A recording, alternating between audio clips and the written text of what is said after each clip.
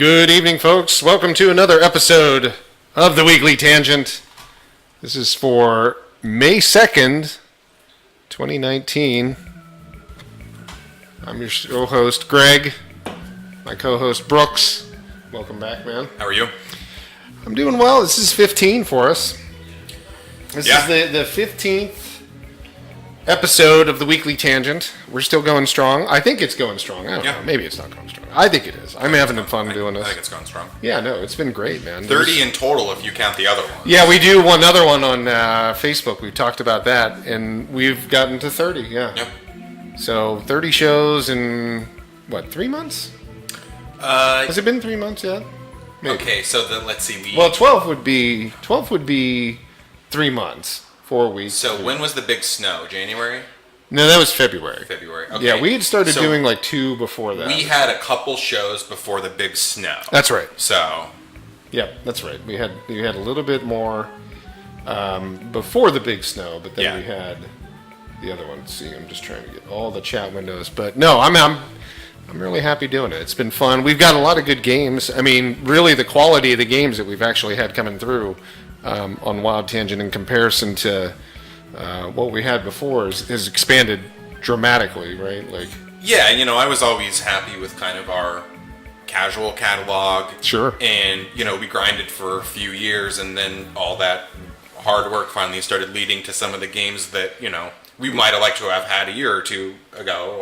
But everything from the Bethesda catalog to, we had Mortal Kombat 11 Day of. Yep. So I'm looking forward to seeing more of that in the future. Yeah, we've had some very cool stuff. We get Indie Games Day of, we get Mortal Kombat Day of. It's been really good. We've been enjoying it, and hopefully you guys have been too, and hopefully everybody enjoys the show. I know we get a lot of folks watching both of them, so we appreciate all the support, and just keep stopping back and seeing what we're up to. But this week, we got some news. I mean, I guess there's a couple big things, obviously. I mean, there's Avengers Endgame. Everybody's seen that. Everybody's talked about that on YouTube. I've seen it. You didn't see it. I have not seen it. And it was great. So, and obviously not trying to do spoilers. We didn't do that on our other show. But it was fun to go see. It was a good ending to that portion. Yeah. What is this? Because this is the culmination of 30 or 40 movies. Something to that. It's 10 years, right? It was a 10-year plan, I think. Something like that. Yeah. I mean, that's a lot to go after. It's I don't know how many things. I know Destiny, right? Destiny, for all of its planning, was a 10-year strategy for Bungie? Is that what they said? Originally, that was kind of what came out in the whole. It's not like Destiny 1 was 10 years, but Destiny as a franchise was going to be a 10-year thing for them to support. Yeah. Yeah. Mm-hmm. Right. So they're on year 5 of that? Is it 5 or 6? Let's be fair and call it 5. Let's call it 5. You could probably make the argument for 6. Yeah. So I mean, they're making it. I don't know if they'll have as big of a outing at the end with consumers, but who knows? I mean, that was a massive weekend for them. $350 million on just the U.S. sales, $1.2 billion or $1.1 billion worldwide on opening weekend. It was ridiculous. That's so ridiculous. Yeah, the most they had planned for was $900 million.